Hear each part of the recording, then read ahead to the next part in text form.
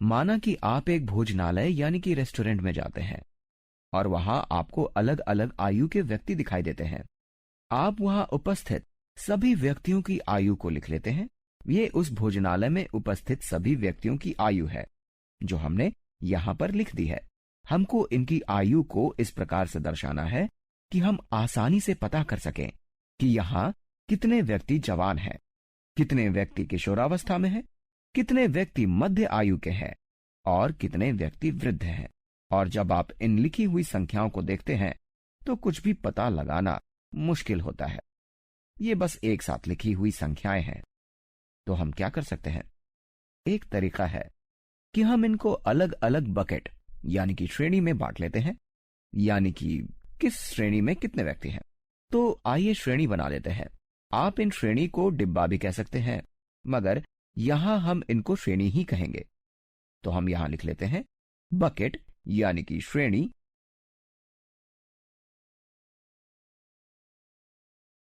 और नंबर यानी कि उस श्रेणी में लोगों की संख्या। तो ये हमने यहां पर लिख दिया है। तो आइए अब श्रेणी बनाते हैं। इस श्रेणी को 10 वर्ष के अंतराल पर बनाते हैं।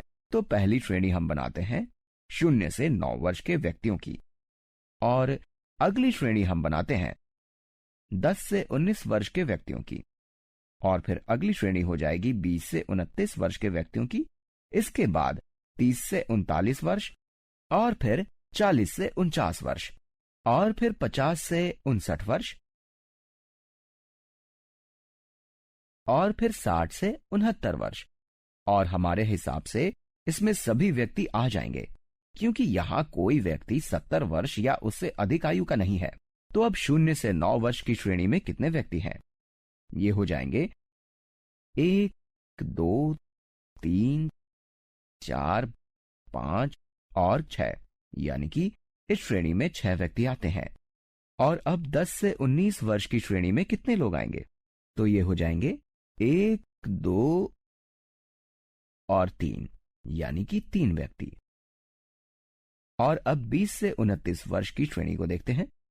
इसमें हो जाएंगे 1, 2, 3, 4 और 5, यानी कि 5 व्यक्ति इस श्रेणी में आते हैं। और अब 30 से 39 वर्ष की श्रेणी, इसमें केवल 1, यानी कि 1 व्यक्ति इस श्रेणी में आ जाएगा। और अब 40 से 49 वर्ष की श्रेणी, इसमें 1, 2, इसमें 2 व्यक्ति आ जाएंगे। और अब 50 से 59 वर्ष की श्रेणी, इसमें 1, 2, यानी कि 2 व्यक्ति आ जाएंगे। और अंत में 60 से 69 वर्ष की श्रेणी, इसमें केवल 1 ही व्यक्ति आएगा। तो ये एक तरीका है जिसके द्वारा अलग अलग आयु के व्यक्तियों को दर्शाया जा सकता है। और अब हम इसको विजुअलाइज यानी कि चित्र के रूप में दर्शाने का प्रयास करते हैं, जिसको हम आयत चित्र यानी कि हिस्टोग्राम कहते हैं। देखिए यहां हम क्या कर रहे हैं। यहां हमारे पास कई अलग अलग संख्याएं हैं। हम इनको एक श्रेणी में रख रहे हैं और पता कर रहे हैं कि किस श्रेणी में कितनी संख्याएं हैं। देखना है कि कौन सी श्रेणी कितनी बड़ी है और कौन सी श्रेणी कितनी छोटी है। और अब इस हिस्टोग्राम यानी कि आयत चित्र पर ध्यान केंद्रित करते हैं। इस आयत चित्र को बनाते हैं। अब इस एक्सिस यानी अक्ष पर देखते हैं कि सबसे बड़ी श्रेणी है 6, तो अक्ष व्यक्तियों की संख्याओं को दर्शाएगा। तो यहां पर हम लिख देते हैं 1, 2, 3, 4, 5 और 6। और अब इस अक्ष पर आते हैं। इस अक्ष पर हम बकेट यानी कि श्रेणी को दर्शाएंगे। तो अब हम श्रेणी और उसमें कुल व्यक्तियों को दर्शाते हैं। यहां पहली श्रेणी है 0 से 9 व्यक्तियों की, और इस श्रेणी में कुल कितने व्यक्ति हैं? इस श्रेणी में कुल 6 व्यक्ति हैं। तो हम इसको इस प्रकार बना देते हैं, और ये हमने बना लिया है। और अब 10 से 19 की श्रेणी है, और अब इसमें कुल व्यक्ति हैं 3। तो इसका भी बार यानी कि आलेख हम इस प्रकार बना लेते हैं। और अब 20 से 29 की श्रेणी में कुल 5 व्यक्ति हैं। 20 से 29 व्यक्तियों की श्रेणी में कुल 5 व्यक्ति हैं, इसलिए आलेख इस प्रकार से बन जाएगा। और अब 30 से 39 की श्रेणी, इस श्रेणी में केवल एक व्यक्ति है, उसका भी आलेख हम बना लेते हैं। और फिर 40 से 49 की श्रेणी है, इसमें 2 व्यक्ति हैं, तो इसका आलेख इस प्रकार बन जाएगा। और अब 50 से 59 की श्रेणी, इस श्रेणी में भी 2 व्यक्ति हैं, तो इसका आलेख भी हम बना लेते हैं।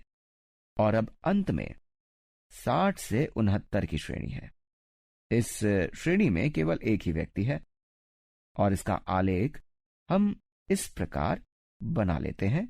तो इस प्रकार हमने अपना आयत चित्र बना लिया है। देखिए हमने क्या किया। सबसे पहले हमने सारे आंकड़े यानी कि डेटा लिया, उसके बाद हमने अलग अलग श्रेणियां बनाई और उन श्रेणियों में वो डेटा रखा। जैसे कि हमने 0 से 9 आयु की श्रेणी बनाई जिसमें सभी छोटे बच्चे आते हैं, और 10 से 19 वर्ष की श्रेणी है जिसमें सभी किशोरावस्था के व्यक्ति आते हैं। और भी कई प्रकार की श्रेणियों को बनाया गया है, और उसके बाद हमने हर श्रेणी के अनुसार संख्याओं को गिना और उनकी श्रेणी के सामने लिख दिया और आयत चित्र बनाया।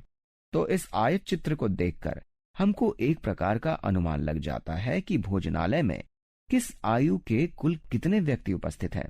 यहाँ हम देख सकते हैं कि सबसे अधिक संख्या छोटे बच्चों की है। तो ये भोजनालय उन बच्चों को कोई खिलौना या कोई अन्य उपहार दे सकता है। ये एक पारिवारिक भोजनालय प्रतीत होता है। यहाँ जवान व्यक्ति अपने बच्चों के साथ अधिक संख्या में आ रहे हैं, और कुछ वृद्ध लोग भी आ रहे हैं जो अपने साथ छोटे बच्चों को भी लेकर आ रहे हैं। तो हमें इसके द्वारा एक अनुमान मिल रहा है कि बच्चे अधिक संख्या में आ रहे हैं और कुछ वरिष्ठ नागरिक भी आ रहे हैं। यहाँ हमने बहुत सारे आंकड़े यानी कि डेटा लिया और कई प्रकार की श्रेणियां बनाई। हमने प्रत्येक संख्या या आयु के लिए आलेख ना बनाकर एक श्रेणी के रूप में आलेख बनाए। उदाहरण के लिए हम प्रश्न करें कि कुल कितने 1 वर्ष के बच्चे भोजनालय में हैं, या कुल कितने 3 वर्ष के बच्चे भोजनालय में हैं। तो ऐसा ना करते हुए हमने श्रेणी बनाई और श्रेणी के अनुसार आलेख बनाए, जिसको हमने आयत चित्र का नाम दे दिया। और इस आयत चित्र द्वारा हमको अधिक से अधिक जानकारी प्राप्त हो रही है। जैसे कि 0 से 9 वर्ष के कुल 6 व्यक्ति भोजनालय में हैं। स्पष्ट है कि ये आयत चित्र किसी एक व्यक्ति की आयु नहीं दर्शा रहा है, मगर वो सभी जानकारी हमें दे रहा है जिसको हम जानना चाहेंगे और उसका अध्ययन करना चाहेंगे।